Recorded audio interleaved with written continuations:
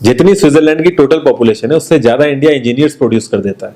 उसके बाद भी रिसर्च एंड इनोवेशन में स्विट्जरलैंड नंबर 1 पे है। इंडिपेंडेंस के बाद से रिपब्लिक ऑफ इंडिया ने 0 नोबेल लॉरिएट्स प्रोड्यूस किए इन साइंस। यूएसए ने 100 प्लस कर दिए। ASER की रिपोर्ट के हिसाब से 83% एजुकेटेड इंडियंस एम्प्लॉयबल ही नहीं है। और ये जो सुंदर पिचाई, सत्या नदेला की हम बात करते हैं, इन्होंने भी आगे चल के अपनी एजुकेशन बाहर से ही करी है। और ये सारी चीजें जो मैं बोल रहा हूँ ना, इसका रूट कॉज फाइंड आउट करने के लिए हमें थोड़ा सा पीछे जाना पड़ेगा। जब ब्रिटिशर्स हम पे रूल कर रहे थे तो ईस्ट इंडिया कंपनी के सामने 2 मेजर चैलेंजेस थे। एक कम्युनिकेशन विद इंडियन, दूसरा वर्कर्स और क्लर्क्स की बहुत जरूरत थी उन्हें। फिर थॉमस बेविंगटन मैकॉय ने हमें इंग्लिश एजुकेशन एक्ट ऑफ 1835 दिया, जिससे उनके दोनों पर्पस पूरे हुए। पहला, उनको बंदे चाहिए थे जो चुपचाप डेस्क पे बैठे, अपना काम करें, क्वेश्चंस ना करें और ज्यादा क्रिएटिव ना हो। Second, communication in English. English सबसे ज्यादा बोले जाने वाली लैंग्वेज नहीं है, उसके बाद भी इंग्लिश एक लैंग्वेज की बजाय एक क्लास बन गया इंडिया में।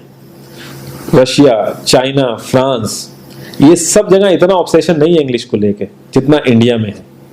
पुअर कम्युनिकेशन बोला जाता है अगर आपकी इंग्लिश अच्छी नहीं है, जबकि इंग्लिश ना आने का मतलब है कि आपको कोई और लैंग्वेज आती है। 5 साल पुराना iOS भी आज की डेट में आउटडेटेड माना जाता है।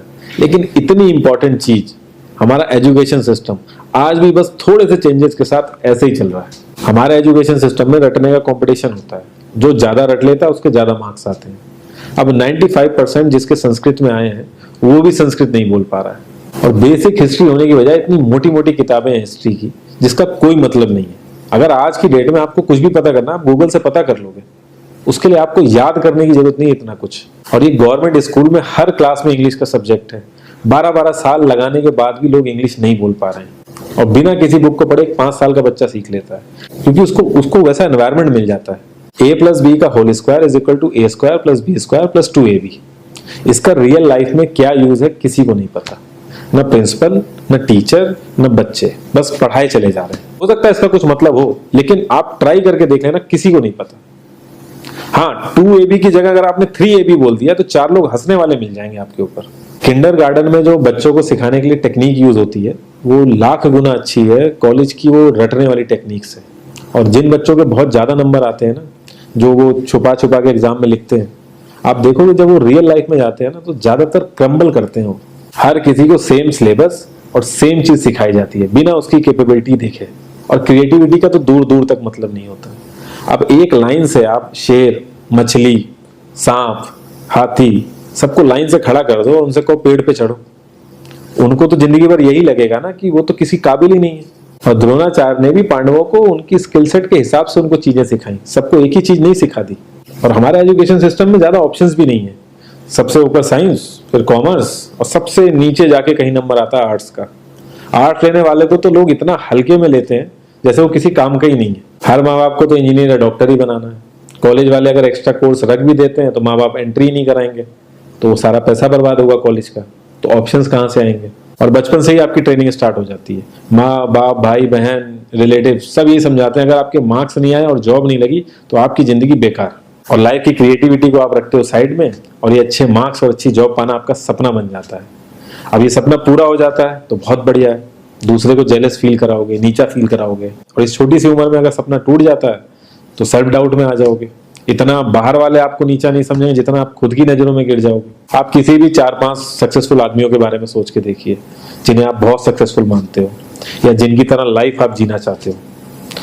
मैं ये कह सकता हूं कि वो इस एजुकेशन सिस्टम की वजह से तो सक्सेसफुल नहीं होंगे, चाहे वो जो भी हो। धीरू भाई अंबानी, विराट कोहली, आमिर खान, नरेंद्र मोदी, ये सब हमारे इस करंट एजुकेशन सिस्टम के ट्रैप में नहीं फंसे। इन्होंने खुद सीखा, खुद एजुकेट हुए और खुद आगे बढ़े। किसी कंपनी के सीईओ को अगर ये कहा जाए कि आप अपनी कंपनी के सारे डिपार्टमेंट में इंटरव्यू दीजिए, तो कोई गारंटी नहीं है कि वो सारे डिपार्टमेंट के इंटरव्यू निकाल लेगा। और ये भी हो सकता है कि वो आधे से ज्यादा डिपार्टमेंट के लिए क्वालिफाई ना करे एजुकेशन वाइज, लेकिन वो पूरी कंपनी चला सकता है। तो ये जो एक स्किल है, इसके बारे में बात क्यों नहीं होती? लोग अपनी 25% से ज्यादा जिंदगी इस करंट एजुकेशन सिस्टम में लगा देते हैं ताकि अपने से कम पढ़े लिखे आदमी की कंपनी में जाके उसके सपने पूरे कर सकें। इंडिया का जो करंट एजुकेशन सिस्टम है, अगर वो इतना ही अच्छा है तो जो भी सेलिब्रिटीज हैं, पॉलिटिशियंस हैं, वो अपने बच्चों को बाहर क्यों भेज रहे हैं पढ़ने के लिए? इनफैक्ट पॉलिटिशियंस के साथ तो ऐसा करना चाहिए, जिस एरिया से वो जीते हो उसी एरिया के गवर्नमेंट कॉलेज में उनके बच्चों को पढ़ना कंपलसरी हो जाए, तभी वहां के गवर्नमेंट कॉलेज सुधर सकते हैं। 368 प्यून की जॉब के लिए 1.5 लाख ग्रेजुएट और 24,968 पोस्ट ग्रेजुएट ने अप्लाई किया। मैं IAS PCS की तो बात नहीं करता हूँ, वो तो एक पैशन की बात होती है, लेकिन कुछ लोग 5-5, 6-6 साल से तैयारी कर रहे हैं कि कोई भी गवर्नमेंट जॉब मिल जाए उन्हें। उनसे पूछोगे क्यों ऐसे इतने टाइम से लगे हुए हो, तो वो एक ही चीज बोलेंगे कि जॉब सिक्योर है। मतलब आप काम नहीं भी करोगे तो आपको निकाला नहीं जाएगा। ये सारी कामचोरी वाली बातें माइंड में इसीलिए आती हैं क्योंकि हमारा जो करंट एजुकेशन सिस्टम है वो इतना कॉन्फिडेंस ही नहीं देता है कि हम अपनी स्किल के दम पे कहीं जाके काम करें और हमें निकलने का डर ना हो। मैं आने वाले 10 साल की तो बात ही नहीं कर रहा हूँ, अगर मैं आने वाले 5 साल की भी बात करूं तो टेक्नोलॉजीज में इतना ज्यादा चेंजेस आ जाएगा कि जो आज हम पढ़ रहे हैं, जिस स्किल पे हम फोकस कर रहे हैं, पता नहीं वो रेलेवेंट भी होगी कि नहीं उस समय। Cloud computing, SEO, digital marketing, ये सब जॉब्स पहले एग्जिस्ट ही नहीं करती थी। हम लोगों को एजाइल होना पड़ेगा, नई नई चीजों को सीखने के लिए ओपन रहना पड़ेगा, क्रिएटिव माइंड लगाना